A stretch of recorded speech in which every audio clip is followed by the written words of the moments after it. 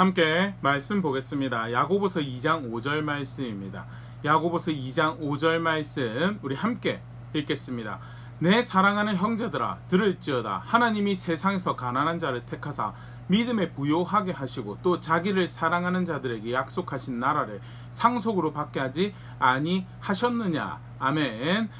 우리 수요일마다 야고보서 함께 살펴보고 있는데요. 오늘 2장 2절에서 7절 말씀 함께 생각해 보도록 하겠습니다. 지난 시간에 우리가 야고보서 2장 1절 말씀 함께 살펴보면서 야고보가 그런 이야기를 하죠. 영광스러운 우리 주 예수 그리스도를 향한 믿음을 가지고 있다면 다른 삶을 살아야 한다라는 것. 먼저 구체적인 내용이 이제 그 뒤에 차별이라는 표현으로 등장하는데, 우리가 지난 시간에 살펴봤던 것이 영광스러운 예수 그리스도를 믿는 믿음을 가졌다면, 구원의 주로 예수 그리스도를 알고 그 예수 그리스도 안에서 구원하시는 하나님을 알고 그 은혜로 살아가는 것을 안다면 분명히 달리 살아야 되는, 세상과 다른 이해를 가지고 다른 눈을 가지고 다른 방법으로 살아가고 다른 유력한 것을 의지하는 그런 삶을 살아야 될 것에 대해서 생각을 해봤고요. 구체적으로 그 모습에 대해서 이제 오늘 2절부터 7절 말씀 함께 생각해 보도록 하겠습니다. 먼저 2절에서 4절까지 야고보가 이 차별과 관련된 예를 든 모습을 하나 이제 소개를 하는데요. 야고보서 2장 2절에서 4절. 만일 너희 회당에 금 가락지를 끼고 아름다운 옷을 입은 사람이 들어오고 또 남루한 옷을 입은 가난한 사람이 들어올 때 너희가 아름다운 옷을 입은 자를 눈여겨보고 말하되 여기 좋은 자리에 앉으소서 하고 또 가난한 자에게 말하되 너는 거기 서 있든지 내 발등상 아래 앉으라 하면 너희끼리 서로 차별하며 악한 생각으로 판단하는 자가 되는 것이 아니냐. 그래서 금 가락지를 쉽게 말해서 겉보기에 괜찮은 옷을 입은 거죠. 유력해 보이는 옷. 뭐 어떤 학자들은 구체적으로 우리 시대 뭐 그런 이야기를 하더라고요. 어떤 유명 브랜드의 양복이라든지 아니면 굉장히 값비싼 귀금속 또 시계를 차고 오는 그런 모습들. 사실은 그 이상의 것들이 더 있죠. 그 사회적 배경이라든지 소유에 관한 정보들, 여러 가지로 볼 때 세속적인 유력함을, 그래서 그 사람과 교제하는 것이 나로 하여금 이익이 된다라는 사람이 들어올 때는 나랑 교제한, 나랑 가까이 앉는 자리였고 그 사람에게 호의를 베풀어주고 친절함을 베풀어주는 그런 모습을 취하고, 반대로 남루한 옷을 입은 사람이 올 때 내가 보기에 별로 나에게 세속적인 계산 유익이 될 것 같지 않다는 사람 올 때는 저기 서 있든지 또는 내 발등상 아래에 있으라는 것은 나에게 거침이 되지 않게 있어라라는 그런 뉘앙스라고 이야기를 하는데요. 그런 자리에 있는 것, 사실 흔히 세상에서 살아가는 방식이죠. 사람이 저 사람이 어떤 형태로든 뭐 나에게 유익이 될 것 같은 뭐 재산도 그렇고 사회적 배경도 그렇고요, 가문에 뭐 집안이 유력한 사람이 있다더라 등등 여러 가지 모습으로 소유와 관련된 것도 그렇고 학력과 관련된 것도 그렇고 유력한 것이 있다라고 생각되어질 때 그 사람에게는 친절히 하고 교제를 맺고 따로 시간 보내는 것도 하는데, 그런데 딱히 봤을 때 그런 게 없다라고 할 때는 그냥 뭐 대충 이제 눈인사 정도 하고 지나가는지 교제권도 생각도 하지 않는데, 심지어는 더 나아가서 아니 좀 거리를 두는 그런 자세를 가진 거. 세상에서는 그렇게 살아갑니다. 세상에서는 그게 지혜라고 하고요. 어떻게 모든 사람하고 다 친절하게 살아가냐라고, 필요한 사람들 만나고 필요한 사람들, 그게 지혜다라고 이야기를 하는데 22절에 우리가 좀 읽었던 2절 말씀이죠. 너희 회당에, 너희 모임에, 쉽게 말해서 교회의 일원으로 그리스도의 형제 자매로 지체로 있는다라고, 그렇게 하는 것은 그거는 악한 생각이다. 악한 생각. 실제로 교회는 그렇게 모임을 가진 장소가 아니죠. 그것에 의해서 유력함을 이야기를 하는 장소도 아니고 절대 그런 모임이 아닌데, 교회 안에서 그런 삶의 모습을, 사람이 육신을 가지고 살아가는 그 자리에서 육신으로 교회로 모인다고, 주의 백성이고 그리스도 안에 형제자매를 연습해 간다라고 할 때 세속인은 똑같은 방식을 가지고 와서 교회에 살아가는 모습이 절대 그렇게 아니다라고 이야기하면서 야고보서 2장 5절에 내 사랑하는 형제들아 들을지어다, 오늘 읽었던 우리 요절 말씀이죠. 하나님께 이 세상에서 가난한 자를 택하사 믿음에 부요하게 하시고 또 자기를 사랑하는 자들에게 약속하신 나라를 상속으로 받게 하지 아니하셨냐면서요. 그건 하나님 방법이 아니었다는 거죠. 아니었다. 하나님이 세상에서 가난한 자를, 하나님 보시기에 다 가난한 자들이죠. 하나님께서 다 가난한 자들로 보셨기 때문에 누구를 보내주셨어요? 예수 그리스도를 보내주셨고요. 그래서 그를 믿는 믿음 안에서 부요함을, 생명을 주셨고 하나님 나라의 누림을 주셨고 그 나라를 상속받게 하지 않으셨느냐는, 그래서 그런 기준으로 판단해서는 절대 안 된다라고 하면서 6절부터 더 노골적으로 이야기를 하죠. 너희는 도리어 가난한 자를 업신여겼도다. 부자는 너희를 억압하며 법정으로 끌고 가지 아니하느냐. 그들은 너에게 대하여 일컫는 바 그 아름다운 이름을 비방하지 아니하느냐 하면서 안타깝지만 야고보 당시에 이 편지를 받았던 사람들은 실제적으로 그 문제를 겪고 있었던 것 같아요. 너희는 도리어 가난한 자를 업신여겼다. 구체적인 그들의 잘못에 대해서 세속적으로 생각했을 때 유력한 것이 없다라고 한다라고 하면 교제할 사람이 되지 못하고 내가 친절히 할 대상도 되지 못한다고 생각을 했고, 근데 정작 너희가 유력하다고 생각하는 사람들 어떤 사람들이냐? 억압하는 사람들이고, 뭐 여러 가지 생각을 해볼 수 있죠. 팔레스타인 정황으로 사실 이제 야고보의 편지를 쓸 당시에는 유대인들 성도님들이 훨씬 많았을 터이고, 그렇다고 하면 로마 시민권을 가지고 유력자라고 하는 자들이 일반적으로 식민지 출신 사람들을 억압하는, 소위 세상에서 권력을 가지고 힘이 있고 내가 어떻게 보면 좀 잘 보이고 해서 나한테 도움이 될까라고 하는 사람들이 정작 사실은 그 사람들의 실체는 로마를 등에 업고 세속의 질서를 등에 업고 교회를, 크리스찬들을 박해하는 그런 자리에 있는 사람들이죠. 실제로 7절에 성도라고 일컬어지는 교회 그리스도의 공동체 일원이라고 일컬어지는 그 이름을 비방하는, 그들의 정체성 비방하는 자들이 있는, 근데 애써 그것이 유력함이라고, 그것이 힘이 된다라고 하면서 그들하고 어떻게든 친해보고 그들의 질서에 동의하려고 하는 그런 삶의 자세가, 그거는 교회가 성도가 가져야 될 자세가 절대 아니고 공동체 안으로 끌어들어야 될 모습이 절대 아니다라는 것을 분명히 하면서요.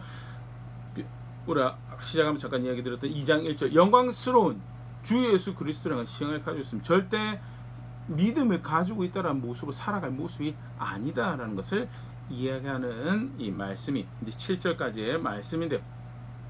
다시 한 번 더 분명히 보일 수 있으면 좋을 것 같습니다. 영광스러운 주 예수 그리스도를 나의 하나님을, 나의 구원자로 알고 그 안에서 하나님 나라를 상속받는다는 거예요. 그렇게 해서 하나님 백성이 된다는 것, 철저하게 하나님 은혜로 되었죠. 아까도 우리 잠깐 5절, 오늘 우리 요절 말씀이 또 5절 말씀이 그 말씀이죠. 세상의 가난한 자에게 믿음으로 부요하게 하시고 약속한 그의 나라를 허락받게 하셨다. 세상의 유력함이 구원의 근거가 되지 않고, 세상의 유력함이 하나님께서 우리에게 은총을 베푸시는 근거가 되지 않았다는, 무능력하고 충분하지 않는 그들에게 하나님이 선물로 주신 것이다. 에베소 2장 8절 9절 너희는 그 은혜에 의해 믿음으로 말미암아 구원을 받았으니 이것은 너에게서 난 것이 아니오 하나님의 선물이라. 하나님 선물. 그래서 2장 9절 행위에서 난 것이 아니 이 누구든지 자랑하지 못하게 자랑할 것이 없다. 오직 자랑하면 누구만 자랑하면 베푸신 은혜의 주인 되신 하나님 예수 그리스도, 그리고 그 아버지 되신 하나님, 그리고 그 안에서 놀랍게 우리로 주의 교회로 빚어가는 그 은혜를 베푸시고 계신 성령 하나님께 감사하는, 그를 자랑하는 자리에 있어야 되는 게 교회지, 행위, 배경, 소유, 내가 무엇을 했고 무엇을 누리고 어디에 살고 있고 절대 이야기할 거를 오히려 그걸로 그룹을 만들고 분열을 가지고 오면 그거는 사실 신앙이 없는 모습이죠. 좀 더 보강해서 에베소서, 실제 사실 에베소 교회가 유대인과 이방인이 함께 있어서 그들 가운데 구체적으로 명시되는 문제는 에베소서에 등장을 하고 있지 않지만 분명히 갈등의 여지가 있었던 것 같고요. 그래서 바울이 거기에 대해서 조금 더 많은 이제 분량을 할애를 해서 편지를 기록을 하는데, 에베소 2장 16절 17절 18절 또 십자가로 이 둘을 한 몸으로 하나님과 화목하게 하려 하심이라. 원수된 것을 십자가로 소멸하시고 또 오셔서 먼데 있는 너에게 평안을 전하시고 가까운 데 있는 자들에게 평안을 전하셨으니 이는 그로 말미암아 우리 둘이 한 성령 안에서 아버지께 나아감을 얻게 하려 함이라. 십자가로 이방인과 유대인이 한 몸이 되게 하셨고, 먼데 있는 이방인에게도 평안을 전하셨고 가까이 있는 유대인에게도 평안을 전하셨고, 그리스도 안에서 이방인이 유대인이 구분이 없게 돼버린 상황이 발생을 한 게 신약의 교회고 그리스도인의 공동체죠.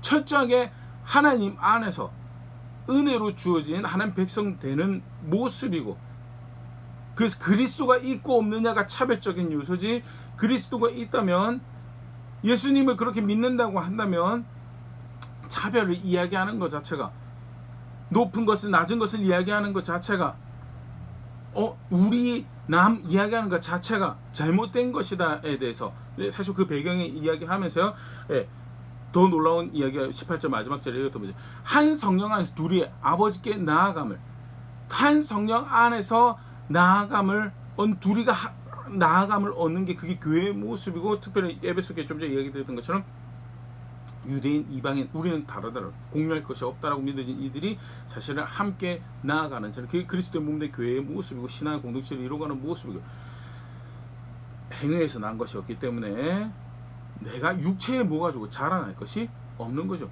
고린도 교회도 편지하면서 비슷한 이야기를 합니다. 고린도서 1장 18절에서 21절, 십자가의 도가 멸망하는 자들에게 미련한 것이 구원을 받는 우리에게는 하나님의 능력이라.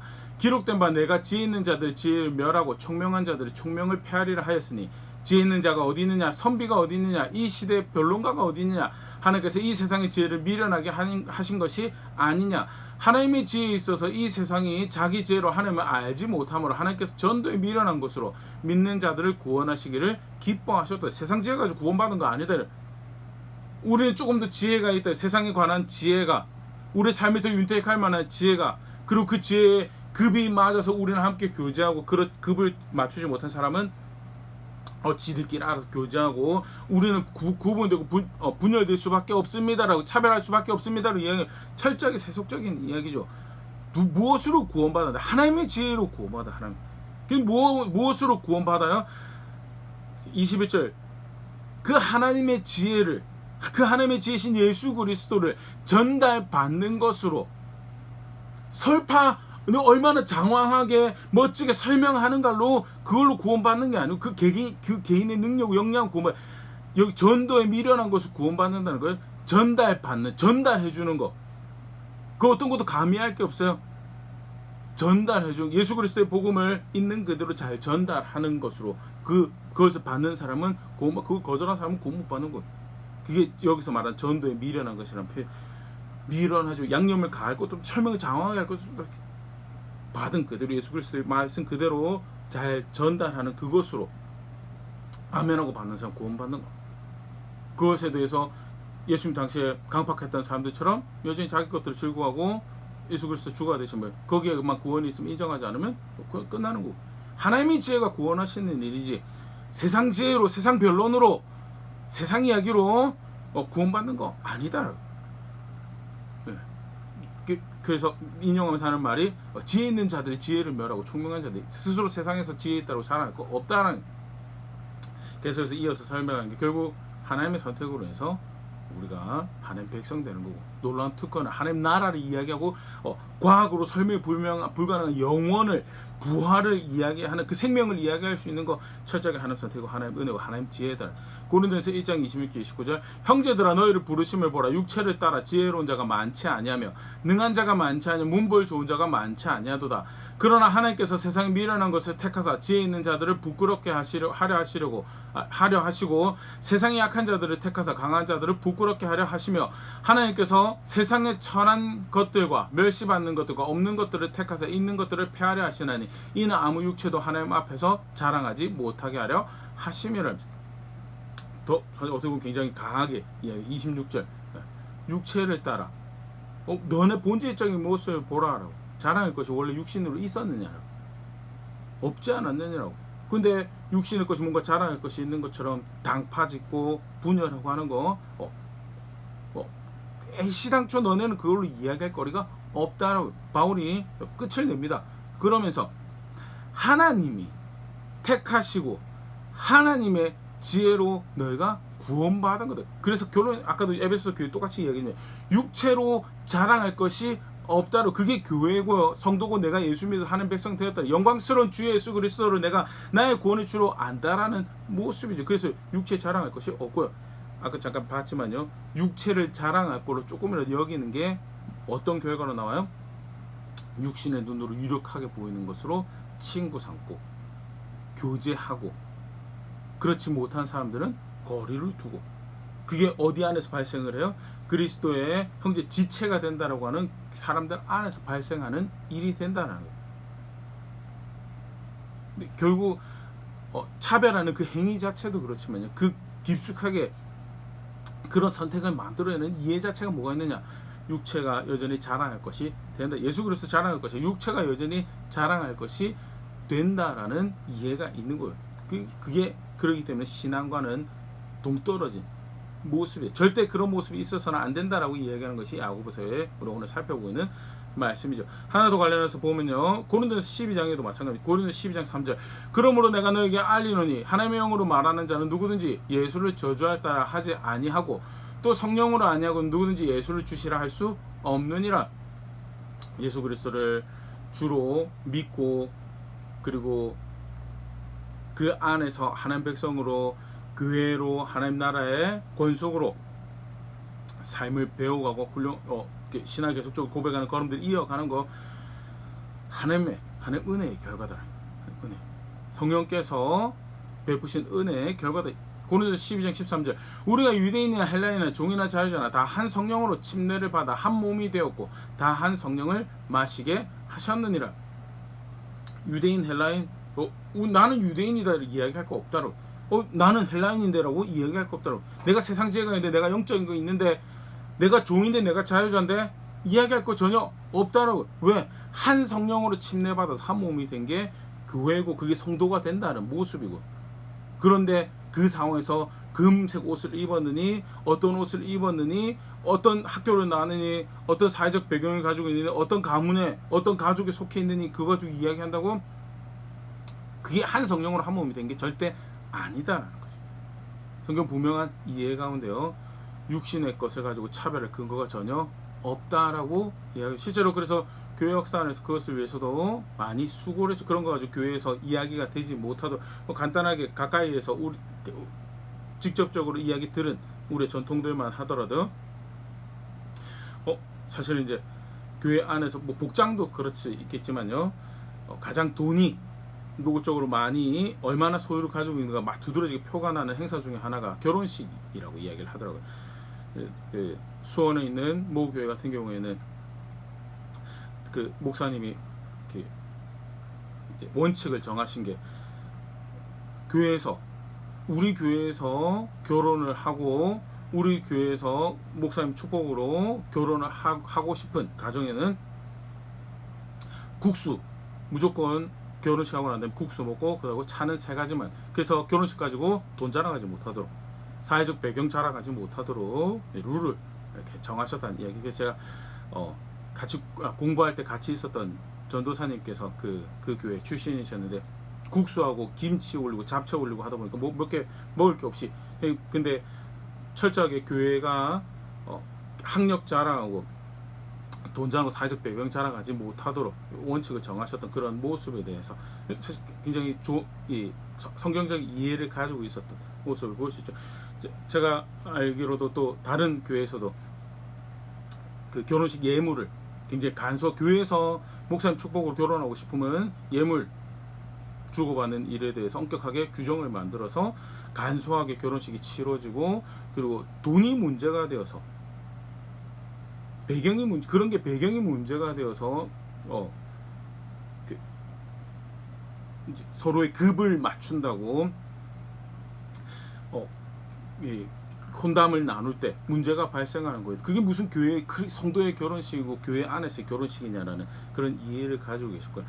절대 그런 걸로 인해서 돈 자랑하는 그런 아예 발판을 말하지 못하도록 했던 그런 이해를 볼 수 있고, 사실 우리가 살아가는 세상에서 많이 볼 수 있는 모습이, 어떤 차 타고 다니는지, 어떤 옷 입고 다니는지, 어떤 동네에 살아가고 어떤 집에 살고 있는지. 저도 사실 그런 경험들이 몇 번 있는데, 제가 이제 타고 다니는 차가 속칭 그 주차장에 들어오는 차 중에서는 그렇게 소위 좋은 차량은 아니었던 거예요. 그러니까 주차 안내하시는 분이 굉장히 이렇게 내가 이 사람이 홀대하는구나라는 게 느껴질 만큼 이제 안내를 하는 것들도 이렇게 경험이, 그건 세상에 사는 방식이죠. 세상에 사는 삶 방식, 그걸 유력하고 거기에 친절히 해가지고 거기에 눈에 띄고 그게 또 자기의 성공에 이력이 될 수 있다라고 믿는 그런 모습들에 대해서 교회고, 요한 그렇게 영광스러운 주 예수 그리스도를 믿는다라고 한다면 그가 인정하실 만한 걸음들, 아니 예수 그리스도가 어떤 주인지를 알고 있는 모습들을 삶에서 고백해가는 게 그게 신앙이다. 또 뭐 간단하게 또 제가 들었던 이야기를 또 관련해서 이야기를 좀 드리면, 한 10,000명 정도 되는 교회, 제 기억에는 그 당시 이제 제가 직접 그 목사님 만났던 거 아닌데 그 교회에 있었던 권사님을 이제 만났는데, 교회가 이제 어느 정도 헌금도 있고 수준이 되니까 목사님 차를 이제 좀 좋은 차 타고 다니시라고 이제 사준다고. 근데 목사님 한사코 그걸 거절하셨던 이야기를 일화를 이야기해 주고, 그래서 1500cc 이제 소형 승용차죠. 1500cc 정도 되는 H4, 한국의 H4의 승용차를 타고 다니시는데, 교회에서 바꿔주겠다 아니 나는 그것만 있으면 된다고, 그것만 충분하다라고 한사코 거절하셨던 목사님이 분명히 어떤 이해를 가지고 있었는지, 좋은 차를 타고 흔히 말하는 큰 차를 타고 다니면 세속에서는 그런 서비스를 제공을 하죠. 또 안타까운 것은 큰 차를 타고 다니면서 본인이 큰 차나 큰 집에 의해서 마음이 오염이 되는, 그래서 자기가 마치 그것을 못 누리고 있는 사람들보다 급이 높은 사람인 것처럼 생각하는 그런 이해가 이제, 목사님 절대 그렇지 않기로 작정을 하고 스스로 보호해갔던 그런 이야기를 이제 권사님한테 들었던 정황이 있는데요. 안타깝죠. 반대의 경우도 제가 이야기를 듣던 거죠. 다른 교회인데 목사님이 이제 차를 바꾸시고 난 다음에 이제 성도님들이 이제 막 목사님 자기 차도 아니에요. 교회에서 성도님들 우리 목사님 수고도 많이 하시고 고급 승용차를 이제 타고 다닐 수 있다. 교회 돈으로 사가지고 목사님 타고 다니시는데, 목사님 그러고 나서 살짝 사람이 변하는 것 같더라라는 이야기를 이제 들었던 그런 정황들도, 그게 사실 근데 육신이 가지는 안타까운, 그래서 뭐예요? 예수 그리스도 믿는 믿음을 가지고 있다. 우리가 치열하게 싸워가야 되는 모습이고, 분명하게 우리가 기억해야 될 것은 그런 걸로 구원받지 않았다는 거예요. 그런데 구원받은 백성들의 공동체를 이뤄간다면서 그런 거 가지고 급을 이야기하고 교제권을 이야기하고 차별을 하고 사람을 가까이하고 멀리해야 될 것을 구별해낸다는 것 자체가 사실 굉장히 우스꽝스러운 모습이고, 그래서 절대 해서는 안 되는 이야기다라고 분명히 다시 교회 편지하면서, 왕이 뭐가 신앙이냐라고 할 때 야고보가 혀를 잘 단속해라라고 할 말 하는 게 그게 신앙의 모습이고, 그리고 스스로의 삶을 구별하고 구제해야 될 사람에 대해서 구제를 하는 것이 신앙이고, 그리고 그 이어서 계속 이야기하고 있는 것이 오늘 세속적 가치관에서 사람을 가까이하고 멀리하는 것이 아니라 예수 그리스도 안에서 우리가 움직이는 거다. 예수 그리스도 형제 자매가 되는 것이고, 예수 그리스도 안에서 성도의 교제를 나누며, 그리고 그 안에서 서로가 서로의 강함과 약함을 교제 가운데 힘으로 삼고, 그래서 예수 그리스도 더 닮아가는 차례에 나아가는 것이 교회인 거죠. 그럼 모든 사람하고 다 친절하게 지내면 되는 거겠네요. 모든 사람하고 다 잘 그런 거 없이 잘 지내면 되는데, 한 가지 또 관련해서 우리가 또 성경에서 분명히 기억하고 있어야 될 가르침인데, 차별은 하지 않는데 분별은 해야 된다. 분별. 성경에 특별히 이제 서신서 쭉 보다 보면 쫓아다니는 사람들이 있어요. 멍에를 같이 못 맬 사람들이 있고, 인사를 나누지 말아야 될 사람도 등장을 합니다. 고린도서 5장 11절 13절, 이제 내가 너에게 쓴 것은 만일 어떤 형제라 일컫는 자가 음행하거나 탐욕을 부리거나 우상숭배하거나 모욕하거나 술 취하거나 속여 빼앗거든 사귀지도 말고 그런 자와는 함께 먹지도 말라 함이라. 밖에 있는 사람들을 판단하는 것이야 내게 무슨 상관이 있으리오마는 교회 안에 있는 사람들이야 너희가 판단하지 아니하랴. 밖에 있는 사람들은 하나님이 심판하시려냐. 이 악한 사람들은 너희 중에 내쫓으라. 쫓아내야 될 사람이 교회 안에 있다는 거예요. 형제라고 일컫고 차별하지 말라면서요. 가까이 그런 거 가지고 가까이 하고 멀리하고 그런 거 하지 말라면서. 근데 분별해야 된다. 뭘 분별해야 되는가? 예수 그리스도, 아까도 영광스러운 예수 그리스도를 믿는 믿음을 함께 공유하고 있는 공동체라고 하는데, 예수님 말씀하셨던 말씀을 따르지 않아요. 삶에서 계속 음행해요. 탐욕을 쫓아 살아가요. 우상숭배해요. 무례히 행하여 술 취해요. 이익이 된다고 하면 속이는 것도 빼앗는 것도 서슴없이 삶의 방식으로 여전히 취함에 살아가면서 그리스도의 공동체 일원이라고, 교회 일원이라고 이야기하는 사람들이 고린도 교회에 있었거든요. 바울이 뭐라고요? 쫓아내라라고요. 교제할 만한 사람이 되지 못한다. 분별해야 됩니다. 그러면서 이야기한 게 밖에 있는, 교회 밖에 있는 사람들이 원래 그게 세상 사람 살아가는 방식이지 않느냐. 그건 상관없다고. 거기에 대해서 뭐 내가 사실은 수정해줘야 될 만약 책임이 있다면 세상 관계 안에서 하는 거지. 그 사람들이야 뭐 어떻든. 근데 교회 안에서, 그리스도 안에서 형제 자매라고 하는 사람들 교제권 안에서 예수 그리스도의 주라고 머리라고 고백하는데, 그가 구원자라고 고백하는데 그의 말씀에 대해서 그런 식으로 대하고 반응하는 사람도 있으면 쫓아내라고 있어요. 너희 중에 교제할 만한 사람이 되지 못한다라는 거죠. 지금 디모데서 1장 19절 20절 믿음과 착한 양심을 가지라. 어떤 이들은 이 양심을 버렸고 그 믿음에 관하여는 파선하였느니라. 그 가운데 후메네와 알렉산더가 있으니 내가 사단에게 내어준 것은 그들로 훈계를 받아 신성을 못 얻어가지 못하게 하려 함이라. 알렉산더 후메네와 쫓아냈죠. 뭐 공동체 안에 형제 자매로 불림받을 만한 사람 되지 못하는 쫓아냈어. 왜? 양심을 버렸거든. 예수님을 믿는다고 우리 사실 많이 차별받았다면, 예수님 믿는다는 것은 예수님 말씀이 법이 되는 거죠. 예수님 사셨던 모습이 법이 되는 거예요. 기준이 되는 거예요. 어떤 교회에서는 이랬다더라, 어떤 공동체에서 이랬다더라, 그래서 우리도 괜찮을 것 같아. 그게 아니고 예수님 뭐라고 말씀하셨는지가 기준이 되는 거예요. 그런데 예수님 말씀이 기준이 안 되면 믿음은 있다라고 하는데, 사실 고린도 교회에 발생했던 모습과 유사한 모습이겠죠. 욕심 쫓아가면서 이익 탐하고 그것이 마땅히 성도로 살아갈 모습인지에 대해서 전혀 고려도 없이 그것이 마음의 기쁨이 되고 감격적인 기쁨이 되면 쫓아 살아가는 모습이 사실은 기준 없는, 양심이 없는 삶의 모습이에요. 그래서 권면하고 받아들이지 않는 사람에 대해서는 쫓아내, 교제할 만한 삶이지 못한다라는, 예수님도 분명히 말씀하셨어요. 이건 마태복음 18장 15절 17절 너의 형제가 죄를 범하거든 가서 너와 그 사람과만 상대하여 권고하라. 만일 들으면 네가 너의 형제를 얻은 것이요, 만일 듣지 아니하거든 한두 사람이 데려가서 두세 증인의 입으로 말마다 확증하게 하라. 만일 그들의 말도 듣지 않거든 교회의 말하고 교회의 말도 듣지 않거든 이방인과 세리와 같이 여기라라. 이방인과 세리는 뭐예요? 공동체 안에 있을 수가 없다라고 여겨진 사람이죠. 하나님이 없는 사람이에요. 돈 욕심조차 이익조차 살아가는 사람이고, 하나님 말씀에서 거룩하지 않다라고, 부정하다라고, 죄라고 걸어지는 것에 대해서 계속 삶의 방편으로, 실수하는 게 아니고 삶의 방편으로 받아들이고 사는, 말은 실수라고 했는데 분별해야죠. 중요한 건 뭐예요? 교회의 일원이, 쉽게 말해서 그 사람이 형제다 자매다라고 멍에를 같이 메고 책임질 만한 사람이 되느냐? 아니다. 차별은 안 하는데요, 분별은 해야 됩니다. 고린도후서 6장 14절 15절 너희는 믿지 않는 자와 멍에를 함께 매지 말라. 의와 불법이 어찌 함께하며 빛과 어둠이 어찌 사귀며 그리스도와 벨리알이 어찌 조화되며 믿는 자와 믿지 않는 자가 어찌 상관하면, 믿지 않는 자와 멍에를 같이 매는 거에 대해서 사실 1차적으로는 결혼에 관해 사실 이 말씀 많이 보는데, 결혼뿐만 아니고 여러 가지 멍에를 같이 매는 모습이 있죠. 만약에 예수님 믿고 사업하는 자리에 있으면 사실 사업에 비즈니스 거래로 만나는 사람들은 안 믿는 사람들이 훨씬 많을 수 있는데, 그럼 그 사람들을 다 거래를 끊으라는 이야기입니까?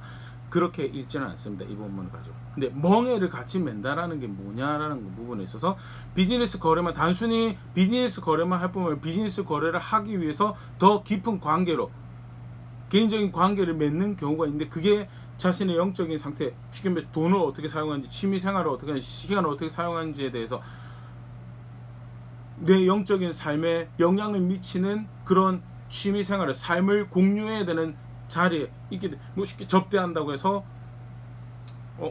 성적으로 물러난 접대 자리를 참석하는, 또는 그렇게 해서 자신의 성적인 것뿐만 아니라 인지와 판단력을 무너뜨리는 어떤 생활을 한다거나, 그런 취미생활을 공유해가면서 비즈니스를 얻어내고, 그게 사실 어떻게 보면 멍에를 같이 되는 거예요. 그럼 어떻게 돼요?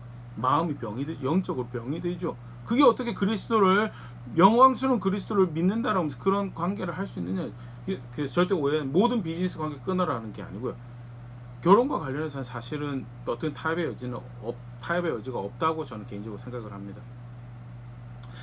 함께 한 몸을 이루고 살아가는 사람이, 그 삶의 근거가 하나님 법이 아니에요. 그러면 쉽게 말해서 어떤 갈등이나 문제가 생겼을 때 무엇을 근거로 함께 이야기하고 무엇을 근거로 그 문제를 풀어갈 수, 해결해 갈 수 있는, 둘 사이 문제뿐만 아니고 가정이 맞닥뜨리는 모든 문제들 가운데 다양한 문제들이 발생하는데 무엇을 근거로 거기에 대해서 해결 방법을 문제를 해결할 실마리를 풀어갈 건가라고 할 때 한 사람은 하는 말씀이 근거다라고 하는데 한 사람은 하는 말씀이 근거가 아니에요. 한 사람은 예수 그리스도 주다라고 하는데 한 사람은 예수 그리스도 주가 아니에요. 그 멍해를 같이 도저히 맬 수가 없죠. 어느 한쪽으로 가야 되는데 사실은 그렇게 해서 하나님 구원하신 하나님 섬기는 자를 지속적으로 지키고 있는 거예요. 아니 그 기준을 함께 동의하는 것만 해도 치열한 싸움을 치러야 되기 때문에 많은 상황 가운데 바른 선택을 만드는 게 더더욱 어려웠고요. 어떻게 보면 타협을 해야 되는 경황들이 훨씬 많이 발생을 할 수 있고요. 그래서 믿지 않은 자와 멍에를 함께 결혼을 함께 한다는 거예요. 사실은 굉장히 두려운 일이고요. 무서운 일이고요. 쉽게 영혼을 잃어버릴 수 있는 그런 사랑이라는 이유로 때때로는 뭐 그게 선교사다라는 이미 결혼을 했기 때문에 다른 본문에 보면 믿지 않는 남편이다 하더라도 또 믿지 않는 아내라 하더라도 내 거룩함을 그 사람이 거룩함을 지켜가는 것으로 인해서 믿지 않는 사람이 하나님께로 인도되어지는 그런 경우가 있었기 때문에 이혼하지 말라는 바울의 또 다른 권면이 분명히 있거든요. 근데 그걸 근거로 해가지고 내가 선교사로 결혼할 테니 또는 우리의 사랑을 보존해 주세요, 지켜주세요, 응원해 주세요라고 이야기하는 거예요. 사실은 그게 진짜 사랑인지 아니면 그 남녀간의 사랑 때문에 인해서 하나님 법을 메시아는 우습게 여기는 그런 자리에 있지는 않은지 정직하게 본인이 분별하고 표현했고요. 성경 분명히 그렇게 가르치고 있습니다. 멍에를 함께 맬 사람이 있고 함께 매지 못할 사람이 있다라고. 쫓아낼 사람이 있고요. 멍에를 함께 매지 못할 사람이 분명히 있다라는 겁니다. 또 하나 더 먼저 마지막으로 보면 요한 2서 사실 어떻게 보면 또 비슷한 건데 요한 2서 1장 9절 11절 지나쳐 그리스도의 교훈 안에 거하지 아니하는 자는 다 하나님을 모시지 못하되 교훈 안에 거하는 그 사람은 아버지와 아들을 모시느니라. 누구든지 이 교훈을 가지지 않고 너희에게 나아가거든 그를 집에 들이지도 말고 인사도 하지 말라. 그에게 인사하는 자는 그 악한 일에 참여하는 자임이라. 집에 들이지 말고 인사도 하지 말아야 될 사람이 있어요. 누구예요? 예수 그리스도의 가르침을 거하지 않는 자. 그게 아까 잠깐 얘기했지만 육신을 가지고 살아가는 자리에서 실수할 수 있으면 넘어질 수 있습니다. 근데 실수고 넘어지는 거냐 아니면 죄성에 길들여서 그걸 기뻐해서 반복적으로 거길 찾아가는 거냐는 다른 이야기고요. 틈만 나면 그걸 삶의 방편으로 모습으로 여겨서 쫓아가는 거랑요 실수하는 거랑 넘어지면 아예 배울 생각이 없어서 똑같은 문제가 생기면 또 그 자리에 계속 가 있는 사람이면요 사실은 분별해봐야죠. 분명한 것은요 요한이 교회에 편지하면서 성도들이 얘기하면서 교제도 해야 될 삶에 왜 묻어나거든요. 그게 내 영혼의 문제를 일으켜 내 예수 그리스도를 믿고 따라간다고 내 삶에 내 마음에 내 생각에 영향을 미치거든요. 그래서 집에 들이지도 말고 인사도 하지 말라라고. 11절 말씀이 참 무서운 말씀인데 그런 사람하고 교제하는 사람 악한 일에 참여하는 사람이다라고. 악한 일에 참여하는 사람. 그러니까 어떻게 보면 인정을 그 사람이 예수 그리스도의 교훈을 받아들이지 않고 예수님 말씀 업신여기면 하나님 말씀 전혀 고려하지도 않고 살아가는데 그걸 괜찮은 것처럼 그리스도의 안에서 몸 형제 자매라고 교제하는 그 교제 안에 이제 참여시키는 그런 일을 마련하기 때문에 쉽게 말해 그걸 용인해주는 그것을 이야기를 하는 거죠. 그 인사도 하지 말라 그걸 이야기하는 게 아니고요. 용인해주는 그런 이해가 되기 때문에 참여하지 말라라고 이야기해요. 분명히 우리 간단하게 봤지만 분별해야 됩니다. 차별은 하지 않는데요. 분별은 해야 되고요.